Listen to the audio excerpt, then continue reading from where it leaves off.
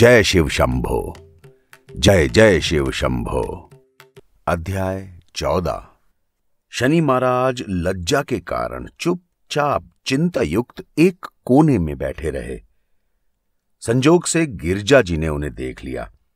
तब वे बोली, हे शनिश्चर, तुमने अपनी दृष्टि से हमारे पुत्र का सर काट दिया, इसलिए मैं तुम्हें श्राप देती हूं कि तुम भी अंगहीन हो जाओगे।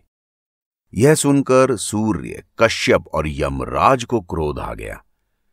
उन्होंने क्रोधावेश में गिरजा जी को श्राप देना चाहा। उसी समय विष्णु ने मुझसे और अन्य देवताओं से यह कहा कि तुम लोग इनकी सेवा करके इन्हें शांत करो, नहीं तो अनर्थ हो जाएगा। तब मैं सारे देवताओं के साथ उनको समझाने का प्रयत्न करने लगा। उस समय कश्यप ने कहा, मेरा पोता शनिश्चर निर्दोष है। गिरजा जी ने इसके मना करने पर भी स्वयं अपने बालक को दिखलाया था। इसमें शनिश्चर का क्या अपराध है? मैं भी अब गिरजा को अपना ब्रह्म तेज दिखलाता हूं, जिससे गिरजा के पुत्र का अंग भंग हो जाएगा। यमराज ने कहा, शनिश्चर को गिरजा ने किस अपराध में शापित किया? हम भी गिरजा को श्राप देते हैं, क्योंकि शत्रु को मारने में कोई दोष नहीं। यह सुनकर मैंने यमराज को समझाते हुए कहा कि ऐसा करने की कोई आवश्यकता नहीं यमराज। मेरे ऐसे वचन सुनकर यमराज का क्रोध तो शांत हो गया।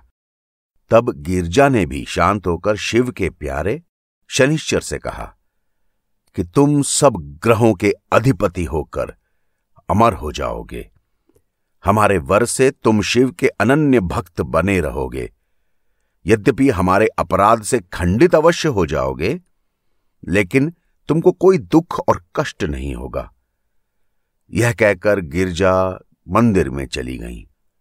हे नारद, जब विष्णु ने गणेश का नया सर लगाया और वो पुनः जीवित हो गए, उस समय आनंद मंगल और नृत्य गान होने लगे।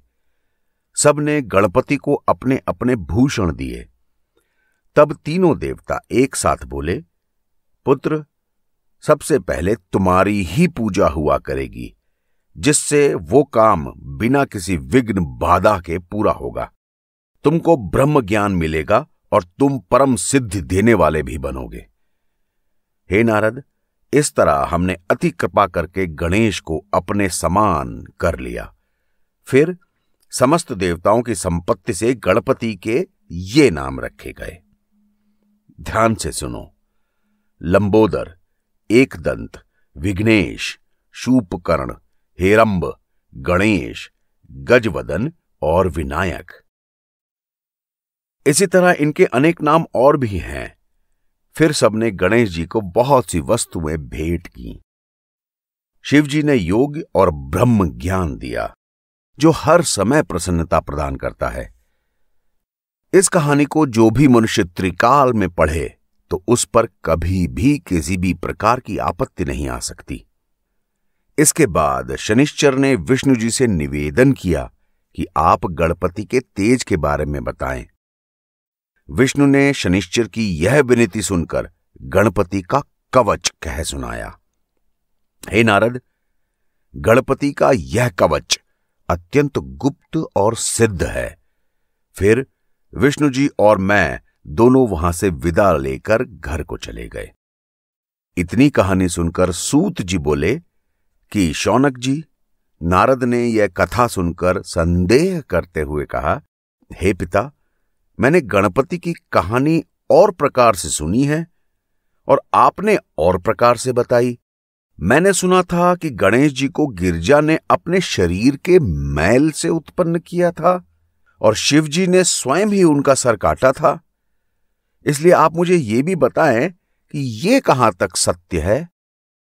नारद जी की यह शंका सुनकर ब्रह्मा जी बोले, कल्प भेद से दूसरी रीति से गणपति ने जिस तरह जन्म लिया था, उस कहानी को भी आप सुनो।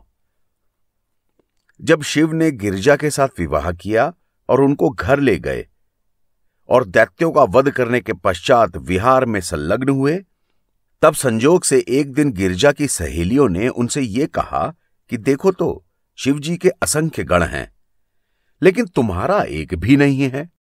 यद्यपि शिवजी के गण तुम्हारे अधीन हैं, लेकिन तुम्हारा भी तो कोई गण होना चाहिए। तुम कोई गण उत्पन्न करके उसको अपना द्वारपाल बनाओ, जिससे उस गण की रक्षा के द्वारा कोई और गण अंदर ना आने पाए। तब गिरजा ने प्रसन्न होकर कहा, सखियों, समय आने पर ऐसा ही करेंगे। हे नारद, एक बार गिरजा नंदी को द्वार पर रक्षा के लिए बैठाकर स्नान करने चली गईं। उस समय शिवजी लीला करके द्वार पर आ गए और इच्छा की कि हम अंदर जाएं, लेकिन नंदी ने उन्हें अंदर जाने से रोक दिया। तब शिवजी नंदी को धमकाकर अंदर चले गए। तब गिरजा को अपनी सहेलियों के वचन का स्मरण हुआ आया। फिर कई दिनों के बाद गिरजा ने इच्छा की कि एक ऐसा गण उत्पन्न होना चाहिए जो सिर्फ मेरे अधीन हो और अत्यंत बलवान हो, पराक्रमी हो और शिव के गणों से भी ज्यादा तेजस्वी हो। ऐसा विचार करके गिरजा ने अपने शरीर से जो मैल निकाला उससे एक मूर्ति की स्थापना की और उसे गणपति नाम देकर जीवन दान दे दिया। वो बालक बहुत सुंदर रूप का और सागर के समान उत्पन्न हुआ था। उस समय गिरजा बहुत प्रसन्न होकर बोली कि तुम हमारे पुत्र हो और श्रेष्ठ गण हो। फिर उसके साथ लाड़ प्यार किया और अत्यंत प्रसन्न होकर आभूषण और कपड़े पहनाए। तब गणपति ने गिरजा जी को प्रणाम करते हुए कहा, हे माता, आप जो भी काम मुझे सौंपेंगी मैं उसे भली भांति करूंगा, आज्ञा दे। यह सुनकर गिरजा जी ने कहा, हे पुत्र, तुम हमारे द्वारपाल हो जाओ, हमारी आज्ञा बिना किसी को अंदर ना आने देना। इतना कहकर गिरजा जी ने गणपति को हृदय से लगाकर द्वार पर बैठा दिया। गणेश जी गिरजा के आदेशानुसार हाथ में डंडा लेकर द्वार पर बैठे रहे। इसके बाद गिरजा जी ने स्नान का विचार करके सब सेवकों से सामग्री इकट्ठा करने को कहा और स्नान करने के लिए चली गईं। इतने में ही शिवजी गणों सहित वहां आ पहुंचे। उन्होंने गणों को तो बाहर ही छोड़ दिया और अंदर जाने की इच्छा प्रकट की, लेकिन गणपति ने उनको रोक लिया और कहा कि अभी अंदर जाने का वक्त नहीं है, क्योंकि माता स्नान कर रही हैं। यह कहकर उन्होंने अपने डंडे को आगे करके शिवजी को आगे बढ़ने से रोक दिया। तब शिवजी ने पूछा, तुम कौन हो जो मुझे नहीं पहचानते और मुझको भीतर नहीं जाने देते? हम गिरजा के पति शिव हैं, इस मंदिर के स्वामी हैं। तुम किसके पुत्र हो? यह कहकर शिवजी अंदर को चले। इतना देखकर गणपति ने तुरंत ही अपना डंडा शिवजी के सामने रख दिया और कहा, तुम कौन शिव हो और किस काम के लिए हमारी माता के पास जाते हो? हम बिना अपनी माता के आज्ञा के किसी को भी, चाहे वो कोई भी क्यों ना हो, अंदर नहीं जाने देंगे। लेकिन शिवजी ने इन शब्दों पर कोई चिंता न कर अंदर जाने की कोशिश की।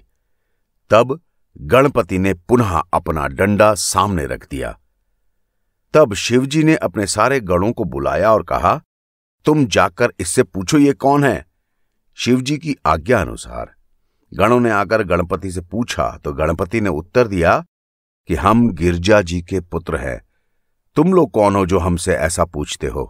यह सुनकर गणों ने शिवजी से सारी कहानी कह सुनाई और कहा, प्रभु, वह वहां से नहीं हटता। तब शिवजी ने गणों से यह आज्ञा दी कि तुम इसे द्वार से हटाओ।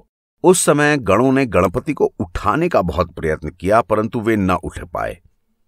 परस्पर झगड़ा हो गया।